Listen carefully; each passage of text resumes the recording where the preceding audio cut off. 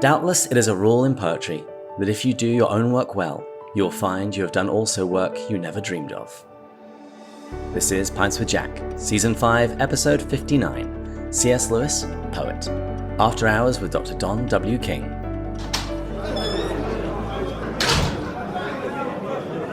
Good morning, everyone. Pints with Jack is your weekly C.S. Lewis podcast where Andrew, Matt, and I break down and discuss the works of C.S. Lewis. In our last episode, Andrew and Reverend Malcolm Guite kicked off Poetry Month by speaking about poetry in general, what it is and why it matters.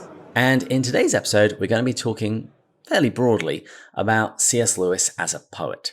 Then, in the subsequent two episodes, we're going to be looking in more detail at Lewis's two major published poetic works, Spirits in Bondage and Dymer. And then after that, we'll wrap up Poetry Month with an episode about the poetry of Lewis's wife, Joy Davidman, as well as speaking to a poet who has been inspired by Lewis's life and work. But, as I said, today we're considering C.S. Lewis as a poet, meaning that we're talking to the man whom everybody agrees knows Lewis's poetry the best, Dr. Don W. King. Dr. Don W. King received his PhD from the University of North Carolina in Greensboro. He has taught at Montreat College for 47 years, teaching courses in British literature. Last time he was on Pints with Jack, he was talking to us about Lewis's brother, Warnie, and about the book that he has coming out on that subject. Dr. King is an active researcher and writer, publishing over 60 articles and numerous books, including several books about Lewis's wife, Joy Davidman, as well as two books which I'm sure we're going to mention today, The Collected Poems of C.S. Lewis, a critical edition, and C.S. Lewis, Poet, The Legacy of His Poetic Impulse. Dr. Don W. King, welcome back to Pints with Jack. Oh, so glad to be back. I've enjoyed the session I had earlier with you and the other podcasts that you post, so thanks for letting me be back. And thank you for persevering with our technical difficulties. We were trying something a little new today, and let's just say that there was a little bit of work that needed to be done, but we've got here now, and the audio quality should make Taylor happy. Well, what have you been up to since we spoke last year? I believe you had a wedding anniversary, right? Yes, my wife and I celebrated our 49th wedding anniversary, and several of our wedding anniversaries we celebrated in Oxford, and we almost did this time, but we came back just a little bit before. But while we were there, we started thinking about our 50th wedding anniversary, and we're probably going to do some kind of tour of maybe Cornwall, Ireland, Scotland. We'll see. We got a year to plan it, but that's kind of where we're heading. As a child, we would always have our summer holidays in Cornwall on the south coast. It's a beautiful, idyllic little fishing village that we would go to.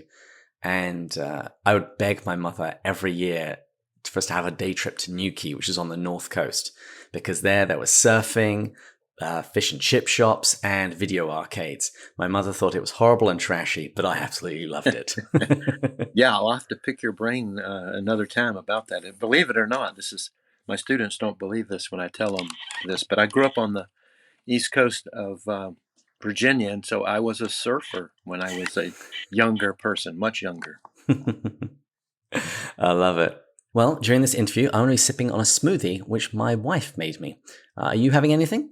Yeah, I'm having a cup of hazelnut coffee. I usually have a couple of cups in the morning, and I'm finishing up my second one. Excellent. Well, to your good health. Cheers. Cheers. So, you've been on this show before, but would you mind just taking a minute or so just to introduce yourself to any new listeners that we've had since you were last on? Sure. As I mentioned, I grew up in Virginia on the east coast of the U.S., and as a young boy, I thought that I would be a professional football, baseball, or basketball player, but I soon realized that I was too short for basketball, too small for football, and too bored by baseball. So eventually I came to my senses, and I had always been a pretty active reader, read lots of biographies when I was growing up. So one thing led to another. I went off to university. I thought I was going to be an engineer because I always liked math. But my problem was I could not apply math. And if you can't apply math, you can't be an engineer. Fortunately, I continued to read, and by this time I'd fallen in love with writers like Edgar Allan Poe and Sir Arthur Conan Doyle. So eventually I went to Virginia Tech, which is an engineering school, and spent about a year taking engineering courses. But once I realized I would never want to drive over a bridge that I designed, I decided I'd better change major. So in the end, majored in English, and that's where I began to encounter Lewis because a lot of the courses I took, even at a large state university, had as supplemental texts one of Lewis's books. So when I took medieval literature, a supplemental text was The Allegory of Love. When I took a Milton course, Lewis's Preface to Paradise Lost was a required course. So I kept running into Lewis, and I worked in one of the large dining halls, and at the end of one of my shifts, somebody came up to me and gave me a copy of The Lion, the Witch, and the Wardrobe. I don't think up until that time I had known Lewis other than through maybe his literary studies. So anyway, I started reading the Narnia stories, fell in love with them, and that was sort of the catalyst for my interest in Lewis. Wonderful. And when you were last on the show, you were talking about your upcoming book on Warnie Lewis. Do you have any updates on the status of that book? Yeah, I'm happy to say that I basically finished a full draft about a year ago. And since then, it's been under editorial review and now it's in production. So, if everything goes well, it should be out by the end of this year or early next year. Would probably be appropriate if it comes out next year because that'll mark the 50th anniversary of Warnie's death. Mm-hmm. So we'll see, but it's been a great journey. I started working on the book in 2015, so if it comes out in 23, that'll be sort of an 8-year process. Which, when I look back over the books I've written, I'd say most of my books average 7 to 8 years from sort of conception to the book actually appearing in print. That's quite a gestation period. Yeah. Well, sometimes, like on the Warnie biography, I basically just wrote one chapter a year. I just had other things going on, and it was a long process because I think maybe, as I mentioned the last time, he kept a diary for most of his life. So just reading through his diary was quite a process, very time consuming.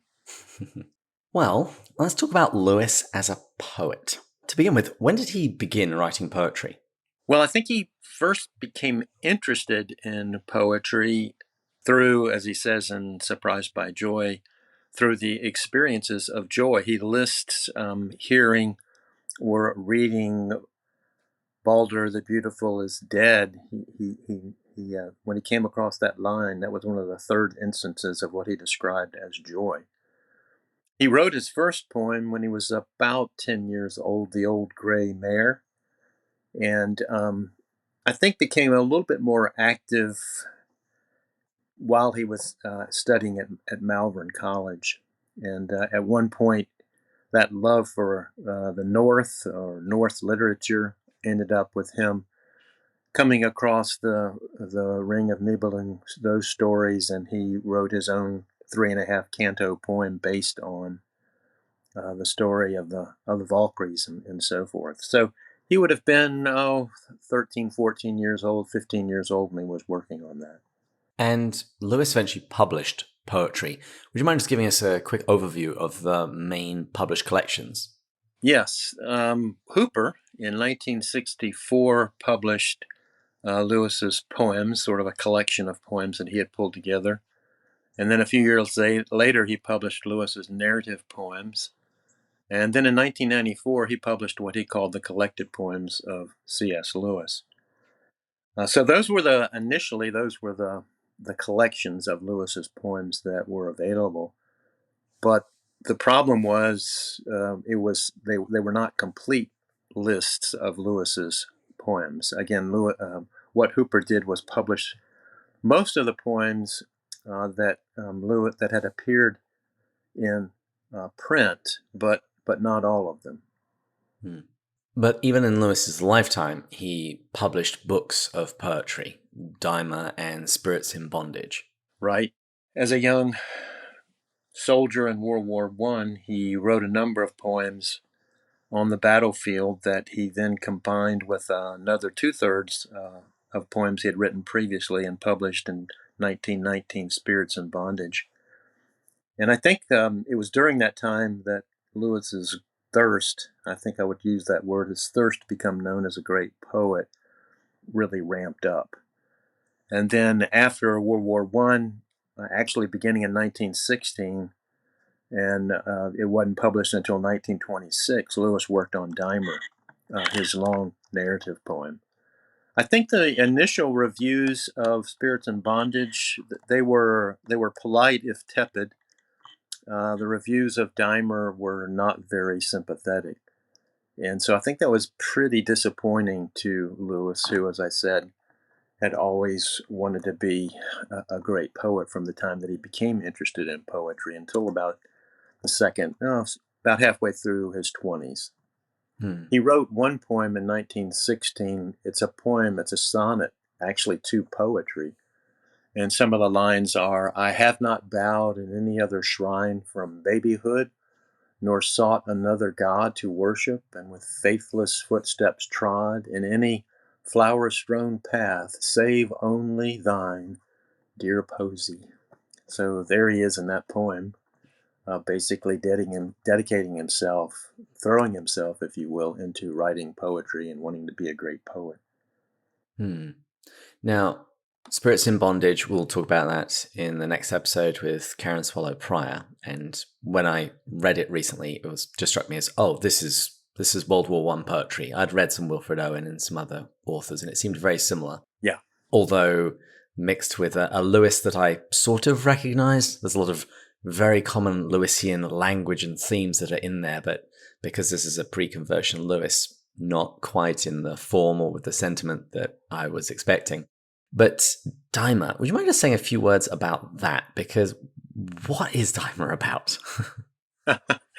Well, Dymer is basically, as I read it, it's the story of a young autonomous person or a young autonomous man who's trying to live completely independent from any kind of authorities above him. I think the poem begins with him being in the schoolroom. He's very much not interested in what the teacher is lecturing on. He's looking outside. He's very much desiring to be outside in nature, and the poem begins rather oddly with Lewis being, or the character in the poem, Dymer, being called out by the professor or by the teacher. And as Dymer leaves the classroom, he actually kills the teacher. So that's kind of the beginning of the poem, and then it moves forward from there. Mm-hmm. Very much influenced, I think, by his experiences in World War I as well. There are several passages that are right out of the kind of things Lewis would have seen and experienced in World War I. Mm. And also in school, having a teacher that he hated. Yeah. Yeah, when I started reading that, I actually got a little bit of echo from Prince Caspian, where Aslan and the girls come and liberate the Telmarines, and particularly everyone in the school. Although there's less murder involved.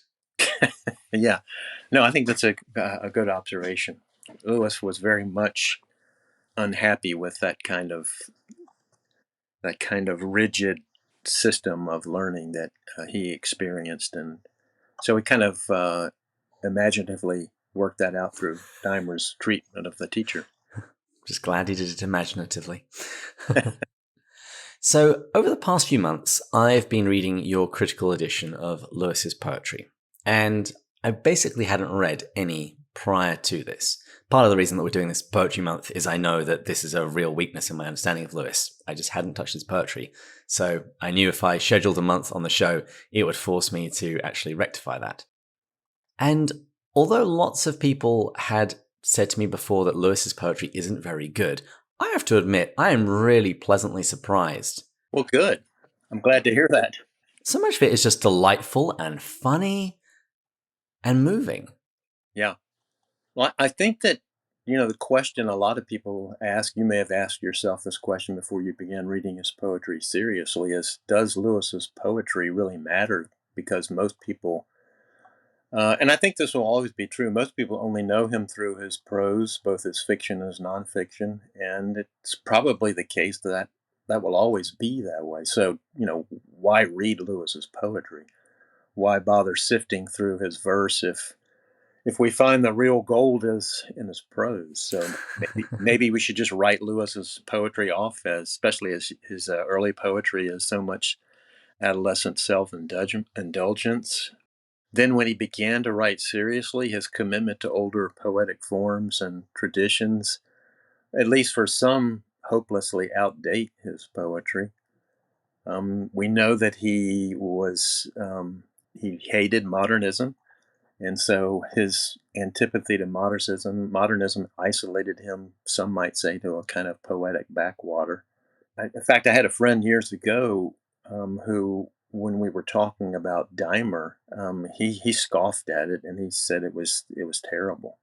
I suspect that my friend is not alone in that evaluation, but I equally suspect that he and others who quickly dismiss Lewis's poetry reveal more about their own literary limitations than their understanding of Lewis's verse. So, yeah, I mean, I think Lewis's poetry matters for a number of reasons, certainly for biographical reasons.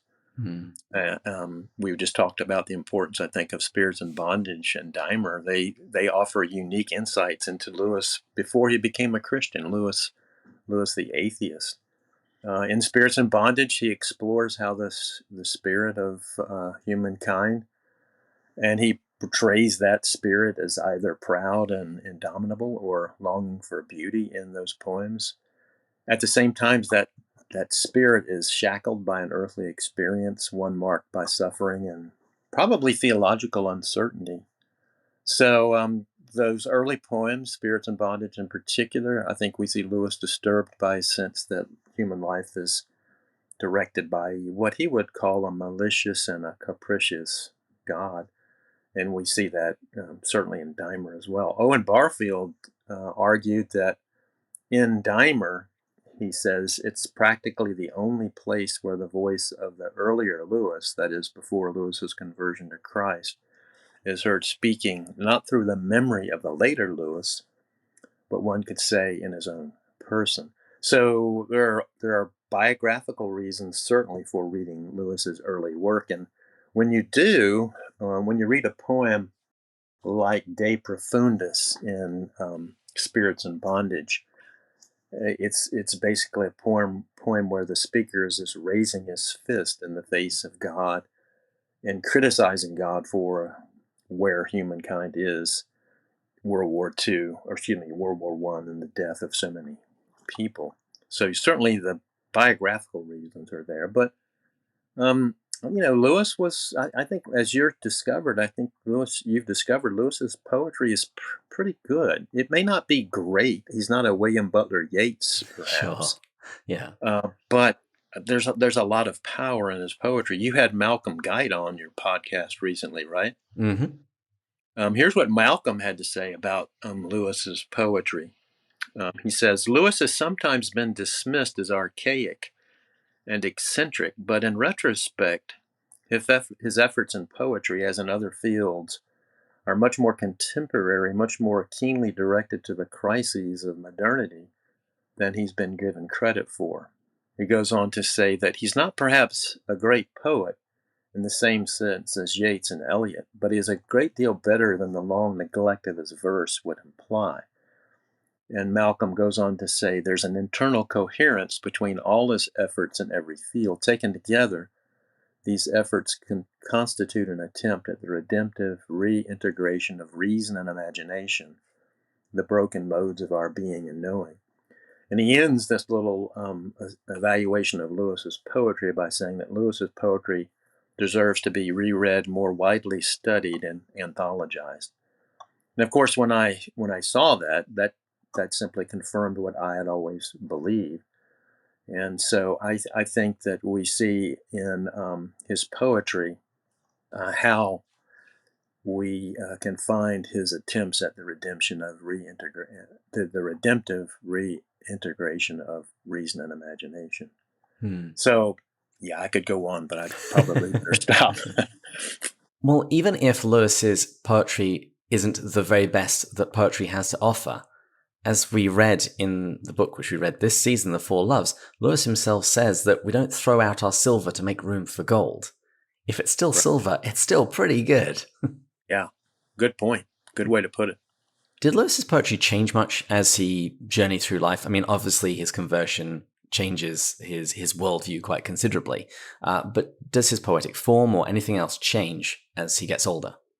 Well, I think one change is that early on he wanted to write narrative poems. Thus, we have Dymer and then The Queen of Drum and a poem based on Lancelot. But once he came to the point of realizing probably wasn't going to be a great poet, and this would have been in his early 30s, mid 30s, he turned almost exclusively to what we might call lyrical poems.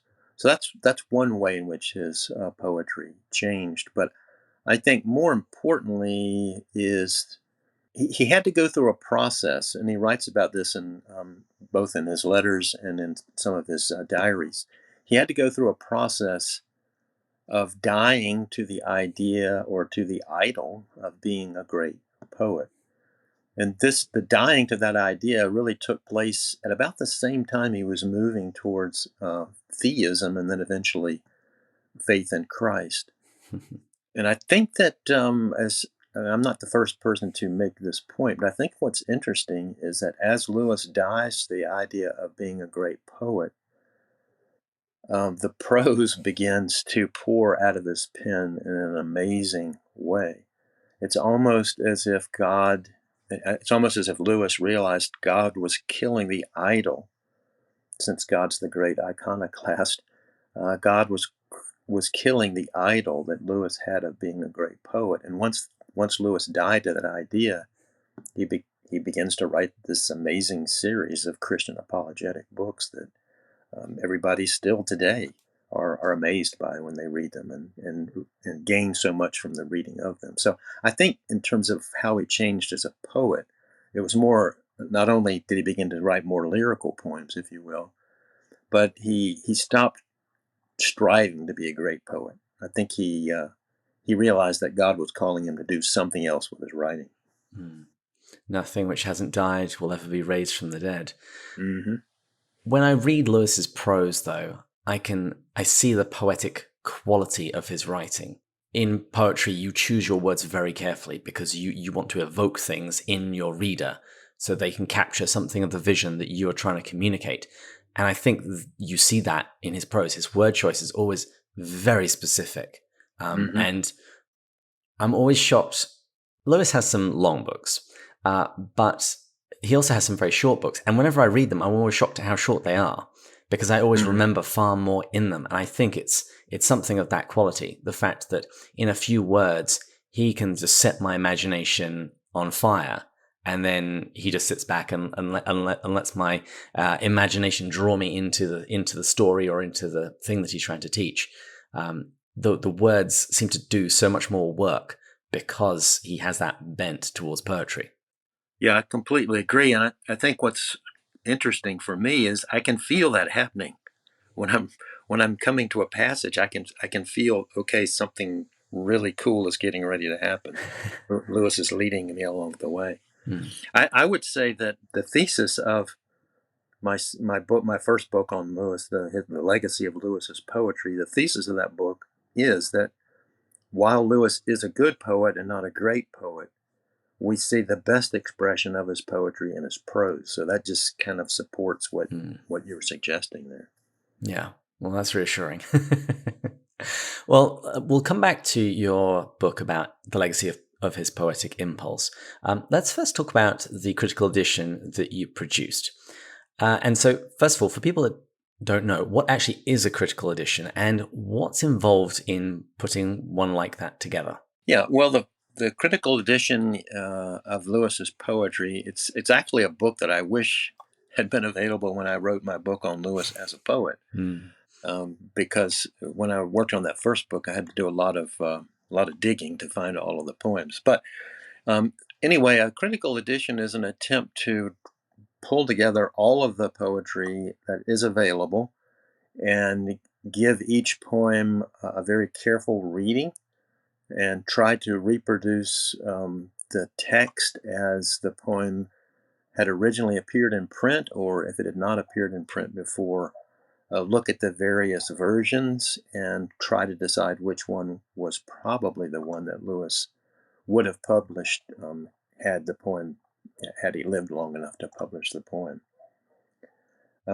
So the process of doing that, again, I think I published the book, the critical edition, in 2015, but I'd been working on it for about 20 years as I collected poems. Again, we had the Hooper collections, but there were dozens of other poems that had never been collected before. So part of the process, of course, was simply ferreting out where those poems were and working with the Lewis estate and others to get the material published. There's kind of some interesting stories about the critical edition itself. I had to get permission from the Lewis Company and from the publishing company that had put together the three previous versions, and the Lewis Company was pretty easy to work with. Of course, I did have to pay a certain amount of money to them. The problem came with the publisher that had done the earlier volumes. They wanted a lot of money for me to be able to reproduce those poems, and I won't go into great detail. But after I sold one of my children, I was able to. No, you just kind of have to work through that kind of thing. Mm-hmm. So yeah, that's kind of how that book came to be, and I really enjoyed working on the critical edition. It's not what some would call is a variorum edition. I don't know if you're familiar with, David, with what a variorum edition is, but a variorum edition would be an edition that publishes every single version of a poem. And in the case of Lewis, while in his prose he didn't do a whole lot of editing, in his poetry he was editing all the time. So many of his poems exist in at least four or five versions. So if you had a variorum edition of Lewis's poetry, you would have all of the available versions of the poem. So maybe sometime in the future someone will do that, but I think it would have to be supported by probably an academic press that's not too much worried about sales. And supported by a very sturdy desk, because I imagine that will be quite thick. Yeah. Have more poems been found since you did that edition? There's been a few. When I published the critical edition, I said that I thought that I was probably publishing about 95% of all of Lewis's poems, leaving, of course, open the fact that some poems might be discovered that we didn't know about. And there's been a few here and there, nothing amazing, but a few here and there. So maybe if that variorum edition ever appears, maybe all of those other ones will appear. Mm. Well, as I said, I've been reading Lewis's poetry for the last few months, and I've been very impressed with the range of styles and topics that Lewis addresses. It's a common joke of mine that he's the jack of all genres. The fact that he writes so widely, and it's lovely to see that repeated in his poetry. Some of them, as I said, are funny. Some of them are epitaphs, and one is effectively a big joke about Noah's Ark that I just roared with laughter when I got about halfway through and guessed what the ending was going to be. Did you guess? I did. And listeners, I'll probably put that poem in the show notes so you can have a read, because it's quite delightful, and you won't read Noah's Ark quite the same ever again. But Dr. King, what would you say are the main motifs and topics that you see repeating again and again throughout his poetry? Yeah. Well, again, I'm focusing now mostly on the lyrical poetry, not the narrative poems. But I think some of the main categories, one you've already mentioned, Lewis does write some comic poems, also some satiric poems. He can be quite sharp in terms of his satire. Another collection I would call sort of contemplative poems, where he muses on what it means to be a human being. And then a fairly large group of poems that we might call religious poems, where he deals with even more specifically things like prayer and the Christian life and God and our understanding of who God is. So those sort of three broad categories: comic and satiric, and then contemplative, and then some religious poems. Well, we've spoken about the critical edition, which you produced. So let's turn to your other book, C.S. Lewis, Poet, The Legacy of His Poetic Impulse.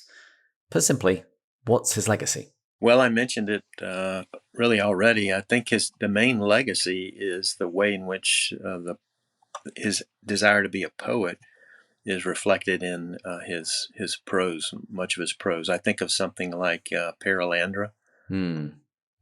and really one of my favorite books of Lewis's. And I hadn't realized it until I started working on Lewis as a poet, how much of that book is really inspired by poetic prose. And just as a little side story, again, the thesis of that book is that Lewis's best poetry shows up in his prose.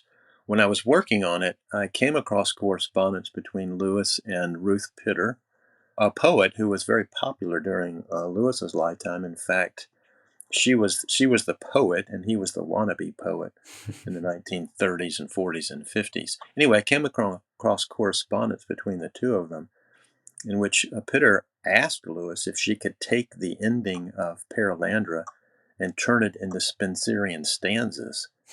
And when I came across that, I thought, wow, I got to find this. This is a main support to the thesis of my book. So I contacted the Lewis people. They knew nothing about Ruth Pitter's transcriptions of the ending of Paralandra. I contacted the lawyer who represented Pitter. He knew nothing about it. I happened to be at the Bodleian doing research, and I thought, well, maybe the Bodleian has Ruth Pitter's papers. So I went up to the person I was working with and asked, and he said, well, of course we have Ruth Pitter's papers. And so I got very excited, but then he told me that I couldn't have access to them because they hadn't been cataloged yet.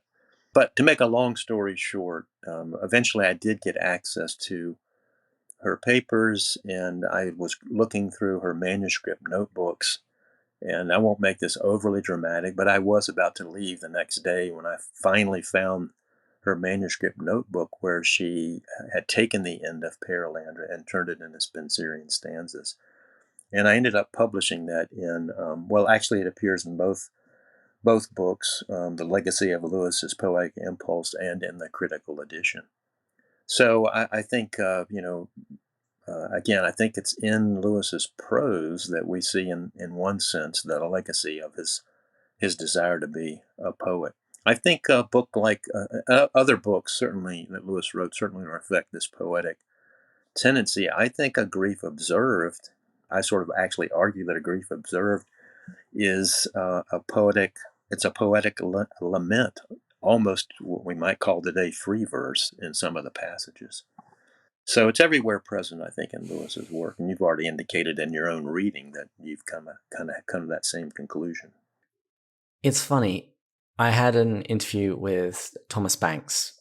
We were talking about poetry, and my first question was, what actually is it? And he made the point that poetry is actually kind of hard to define. And the definition that he sort of made up on the spot was it's human language at its highest degree.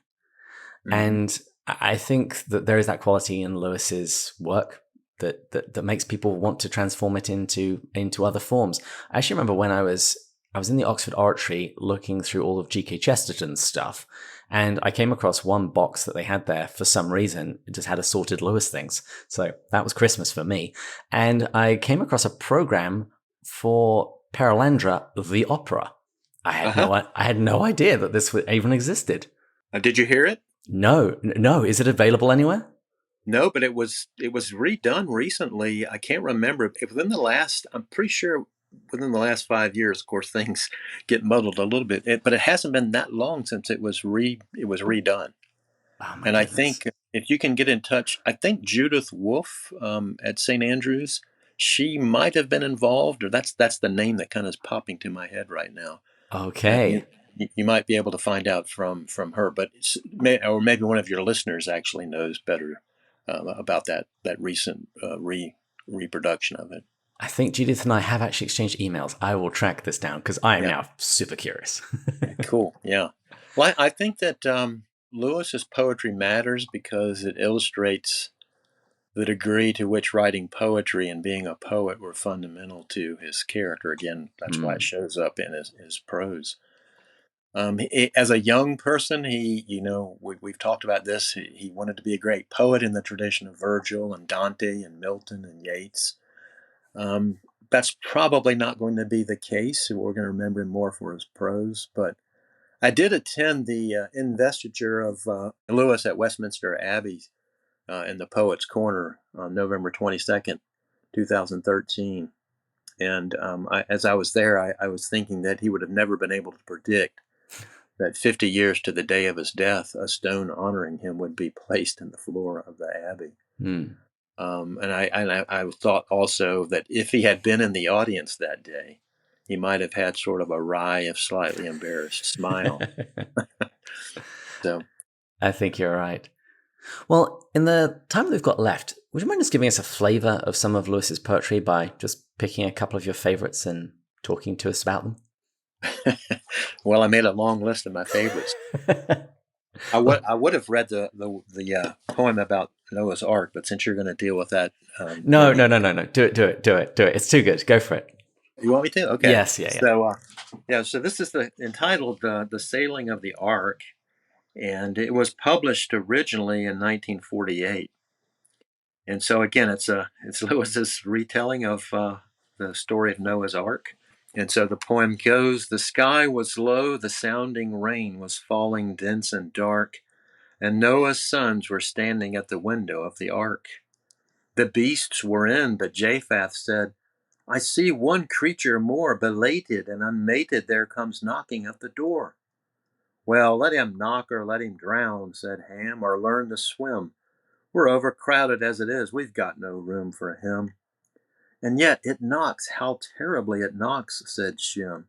Its feet are hard as horns, and oh, the air that comes from it is sweet. Now hush, said Ham. You'll waken Dad, and once he comes to see what's at the door, it's sure to mean more work for you and me. Noah's voice came roaring from the darkness down below. Some animal is knocking. Let it in before we go. Ham shouted back, and savagely he nudged the other two. That's only Japheth knocking down a brad nail in his shoe. Said Noah. Boys, I hear a noise that's like a horse's hoof. Said Ham. Well, that's the dreadful rain that drums upon the roof. Noah tumbled up on deck, and out he put his head. His face grew white, his knees were loosed. He tore his beard and said, Look, look, it would not wait. It turns away, it takes its flight. Fine work you've made of it, my sons, between you all tonight. O noble and unmated beast, my sons were all unkind. In such a night, at what stable and what manger will you find? O golden hooves, O cataracts of mane, O nostrils wide with high disdain, and O the neck waved arch, the lovely pride. O long shall be the furrows plowed upon the hearts of men before it comes to stable and to manger once again.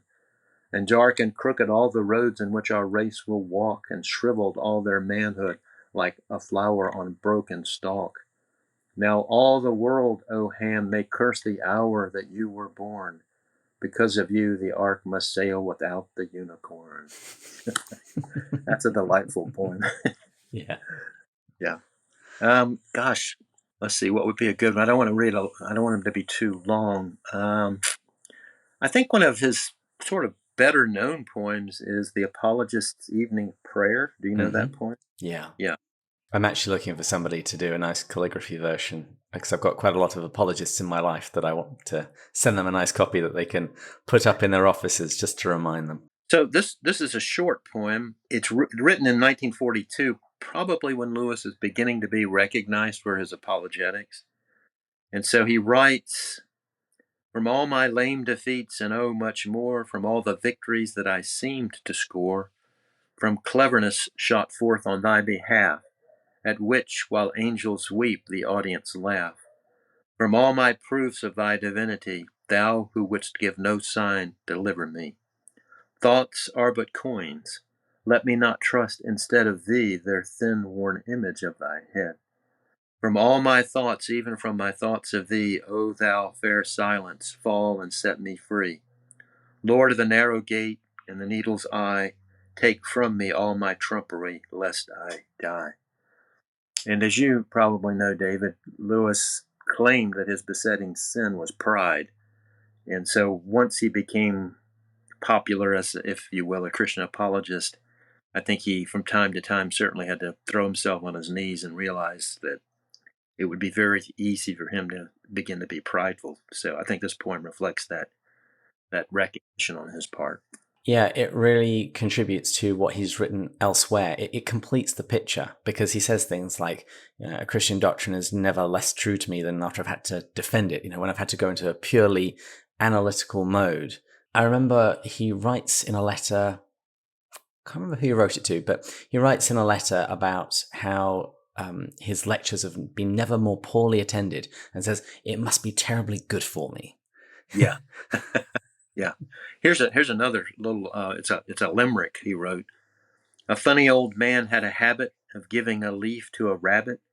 At first it was shy, but then by and by it got rude and would stand up and grab it. See, that's just so cute. Yeah.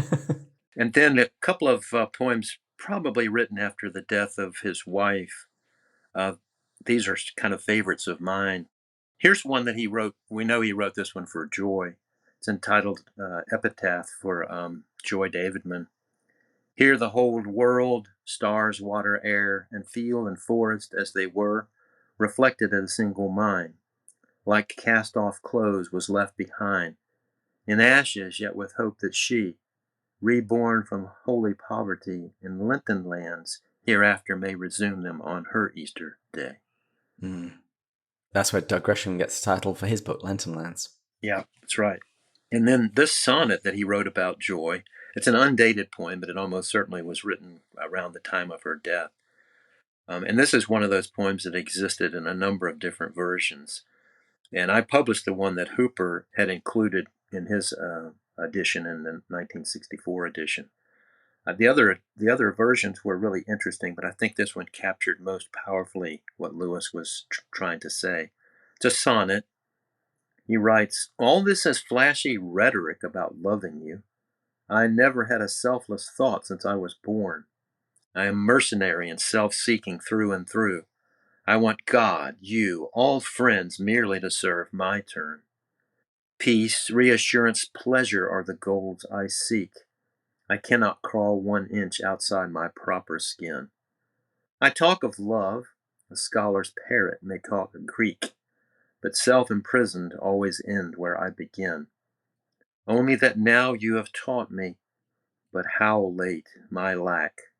I see the chasm, and everything you are was making my heart into a bridge by which I might get back from exile and grow man. And now the bridge is breaking. For this I bless you as the ruin falls. The pains you give me are more precious than all other gains. And no matter how many times I've read this poem, I sort of almost tear up every time I read it. It's such a powerful poem. And then just one last one, a short poem, but I think, again, one of Lewis's best poems. Love's as warm as tears. Do you know that poem? No, I had heard As the Ruin Falls, and every time it comes up, Andrew always reminds us that Phil Keaggy has a version of it. Again, you have people taking Lewis's material and adapting it. Yeah. So here is, this poem is actually for the 2013 event at Westminster Abbey. This poem was actually set to music, and it was sung there. It was beautiful. It's entitled "Love's as Warm as Tears." I have heard this one. Yes, yes. I'll put a link in the show notes to a recording that I found of it. Oh, great! It's not exactly connected to the Four Loves, but it's there's some relationship there. So he writes, "Love's as warm as tears. Love is tears. Pressure within the brain, tension at the throat, deluge, weeks of rain, haystacks afloat, featureless seas between hedges where once was green. Love's as fierce as fire, love is fire, all sorts, infernal heat, clinkered with greed and pride, lyric desire, sharp sweet, laughing even when denied, and that ethereal flame whence all loves came. Love's as fresh as spring, love is spring, birdsong hung in the air, cool smells in the wood, whispering, dare, dare, to sap, to blood, telling ease, safety, rest are good, not best. Love's as hard as nails, love is nails, blunt, thick, hammered through the medial nerves of one who, having made us, knew the thing he had done, seeing with all that is our cross and his. And I remember reading that poem the first time, and that last stanza just sort of came out of nowhere and was like a gut punch. So just a powerful kind of poem. And I think this is not a dated poem, but it's probably certain one that he wrote having to do with Joy's death. So I could go on, but I better stop. When it came to trying to date the poems, did you look at external evidence, or did you send all this stuff to Charlie Starr and ask him how the R's look? What year was this R? Actually, Charlie started helping me after the critical edition was published. Well, the Bodleian has a lot of Lewis's unpublished poetry, or it was unpublished at the time, and so did the Wade Center. So I just had to work through the different versions, and I could have guessed at some of the dates for these poems, and in some cases I actually did. But I think that Charlie has helped since then to try to probably identify when some of the poems were written. But yeah, I just kind of had to work with what I had. Wonderful. Well, Dr. King, final pitch. Why should people read Lewis's poetry? Go.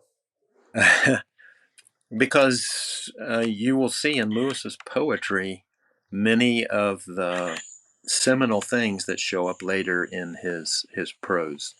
His gift of musicality and language, his powerful use of metaphor and simile and analogy, his love of language and of words, his deep, passionate desire to communicate truth. I think all of those things come out in Lewis's poetry, as well as those last poems suggest his humanity, his very real ability to suffer and to know what pain is, certainly expressed in those poems to Joy. Dr. John W. King, thank you for coming on the show. Thank you. So glad to be here. As the landlord rings the bell for final drinks, can you please tell listeners where they can go to find out more about you and pick up a copy of your various books, specifically the collected poems of C.S. Lewis and C.S. Lewis Poet, The Legacy of His Poetic Impulse? Sure. I think all of my books are available either on Amazon or since Kent State University Press has published most of them. You can find them there at their website, or you can go to my website. Okay. Thanks again to Dr. King for coming on the show. Thanks to all of you for spending an hour with us. Thanks to our Patreon supporters, particularly our top tier supporters, Erica, Marvin, Joelle, Angela, Deborah 1 and Deborah 2, Amanda, Thomas, Anony Mouse, Bill and Joanna, Snort, Bud, Shane, John, Kevin, Brian, Kay, Paul, Kimberly, Gillis, Gary, Stephen, Matt, Kelly, Chris, John, James, Kate, Peter, David, and Rowdy.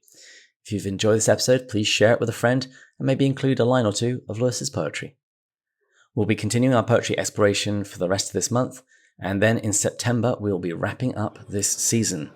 And we'll also be reading some iTunes reviews, so if you've never written us a review on iTunes or Audible or any of the other platforms, please do so, and we might read it out in the season finale. And please join us next week, when we'll continue going further up and further in. Cheers! Cheers!